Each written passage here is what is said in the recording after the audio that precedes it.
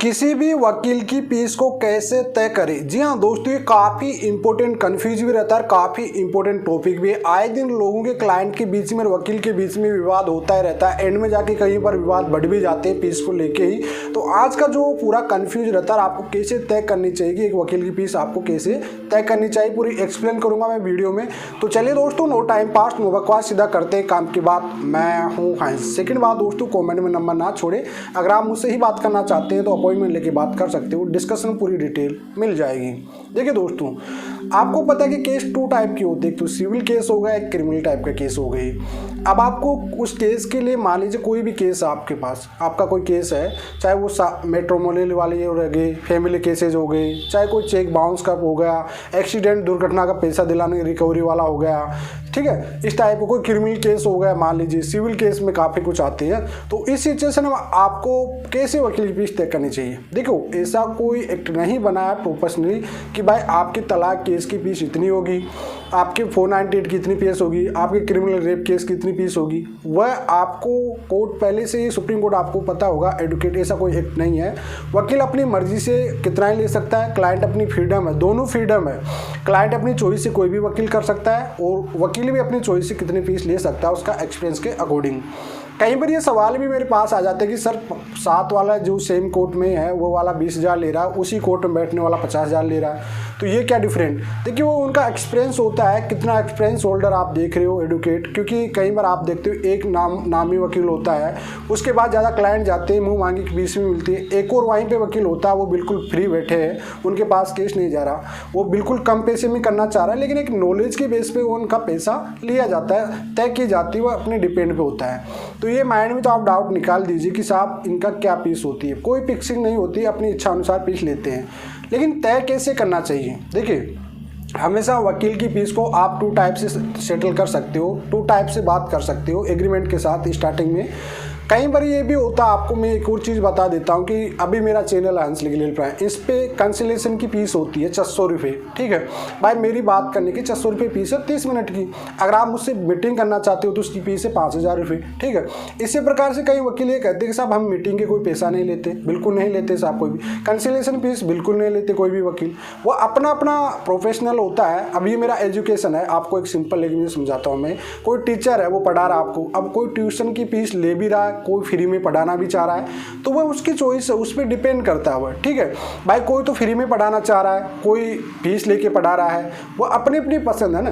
तो क्लाइंट पे डिपेंड करता है कि वो फ्री में पढ़ना चाहता है, पैसा देके पढ़ना चाहता है, वही चीज़ होती है इसमें भी। अब बात करिए कि आप सबसे पहले तो वकील से 1 टाइम की बात करिए। भाई 1 टाइम में मेरा केस इस टाइप का है, 498 का केस है, इसमें आपको बेल दिलाना होगा, बेल लेनी होगी, आपको बेल खारिज होगी तो अपर कोर्ट में जाना पड़ेगा, उसको वापस दिलाना पड़ेगा, नाम कटाने पड़ेंगे, जो चीज़ है सब कुछ इसमें, ड्राफ्टिंग का, आपको मुंशी की फीस वगैरह, मुंशी पास चालान पेश होना, जो भी चीज़ है 1 टाइम में आप सब कुछ ये बात पॉइंट बाय पॉइंट रखें। क्योंकि आप 1 टाइम में, मुझे कई बार क्लाइंट ये कहते हैं कि साहब मेरे पूरे केस का पेज तो ले लिया वकील साहब ने, लेकिन अब बीच बीच में मुझे कभी मुंशी की फीस बताते हैं, कभी फाइलिंग का लगता है, कभी पिटीशन का लगता है, कभी किस चीज़ का। तो आपको एक एक पॉइंट क्लियर करना पड़ेगा। पहले कोई से भी, किसी भी आपका केस चल रहा तो उससे पहले आप पहले किसी अदर से या किसी और से एडवाइस ले लीजिए कि साहब इसमें क्या क्या खर्चा होता है, कौन कौन सी पॉइंट होती है जिन पे खर्चे होते हैं, उसके बारे में डिटेल में जान लीजिए आप लोग। या फिर आप डेट वाइज भी कर सकते हैं, भाई हर डेट का मैं इतना पेमेंट रखूँगा। अब कई जगह आप कोर्ट में जाए 1,000 रुपये भी होती है, हेयरिंग फीस होती है, 2,000 भी होती है, 3,000 भी होती है। अब हमारे पास जो एजेंसी है इसकी 5-5 हज़ार से लेकर 10,000 तक भी है, हाई कोर्ट तक के वकील काम करते हैं, तो उसमें 10,000 तक की हेयरिंग फीस होती है, एक्सपीरियंस होल्डर भी होते हैं। तो ये डिपेंड भी, आप इस तरह से बात कर सकते हो, भाई डेट बाय डेट का भी आपको हम पेमेंट देते रहेंगे। या 1 टाइम में आप पूरा बात करें कि 1 टाइम में क्या आप पूरी आपकी फीस ले रहे हो, या फिर बीच में ड्राफ्टिंग, पिटीशन फाइल कर रहे हो, कोई नोटिस लगा रहे हो, जो भी चीज़ हो रही है इंक्लूड सब करें। भाई अगर 1 टाइम में आपको लेना है तो सब कुछ बता दो, जो भी खर्चा आता है उसमें, ड्राफ्टिंग पिटीशन, हमको कुछ नहीं देना। जो भी अंदर बेल खारिज हो रही है, बेल दोबारा हो रही है, या फिर बेल पैसे अलग से दे रहे हो आप लोग, तो उन चीज़ों के बारे में आप क्लियर बात करें 1 टाइम सेटलमेंट। भाई 1 टाइम फीस देने वाला हूँ मैं, जिसमें आपको बेल फेल का खर्चा चाहे खारिज होगी, दोबारा दिलाओगे, जो भी होगा, इसको रिप्लाई रिवीजन में जाना है, जो भी करना है सब कुछ आप डिटेल में बात कर लीजिए 1 टाइम में। तो अगर आप इस डेट वाइज देना चाह रहे हो, देखो 2 स्टेप में दिया जाता है, 1 टाइम और डेट वाइज। डेट वाइज पे आप उनकी तय कर लीजिए, भाई इतना पीस ही होगा आपका, इतनी आपकी जो भी पिटीशन लग रही है, जो भी वहाँ पे एप्लीकेशन लगी उनका ये पीस होगा। वो क्लियरली आप बात कर लीजिए ओपनली। फर्स्ट मीटिंग में जब भी जाते हो और आप किसी को वकील को पीस देते हो, जैसे अभी आपको केस देना है किसी को भी वकील को, मान लीजिए एग्जाम्पल के मुझे कोई केस दे रहे हो आप लोग, तो उससे पहले मुझे उसे पढ़ने समझने के लिए जो भी स्टडी करना, मुझे उसकी कोई फीस ले भी रहा, कोई वकील नहीं भी ले रहा, तो वो डिपेंड मुझ पर करेगा। तो ये छोटे छोटे डाउट आप क्लियर कर लीजिए। हर कोई डाउट को आपको क्लियर करना चाहिए। इस तरह से आपको फीस पूरा देना चाहिए इस तरह से, और आपका डाउट भी नहीं रहेगा कभी फीस को लेके, ना ही वकील और क्लाइंट के बीच में कभी विवाद बढ़ेगा। नहीं तो आए दिन कहीं फिर वकील बदलना पड़ता है, फिर एक केस में वकील बदलती तो काफ़ी दिक्कत आ जाती है आपको।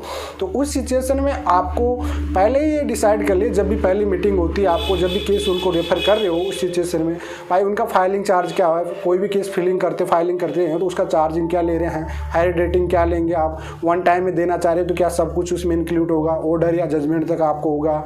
हर कोई चीज़ को आपको क्लियरली करना पड़ेगा। ऐसे आपने कोई वन टाइम में बात किया कि साहब मैं तो फैमिली कोर्ट तक का आप ले लीजिए, हो सकता है वो सिचुएशन ऐसी आए कि उसे अपर कोर्ट में जाना पड़े, चैलेंज करना पड़े या रिवीजन में जाना पड़े।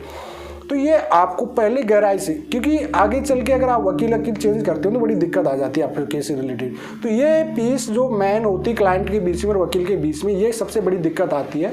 इसको आप पूरी रूप से क्लियर पहले ही कर ले, एडवांस में जब भी मीटिंग कर रहे हो। देखो पेमेंट आप दे रहे हो, आप स्वतंत्र हो, ठीक है, आपको पेमेंट देना है, वकील को काम करना है, पैसा आपको देना, स्वतंत्र आप अपने पॉइंट रखिए, उनका समझाने की ड्यूटी उनकी है। अगर वह उनकी कंडीशन आप मान रहे हो, आपकी कंडीशन वो सहमत है तो अपनी अपनी डिसाइड कीजिए, नहीं दूसरा वकील कीजिए आप लोग।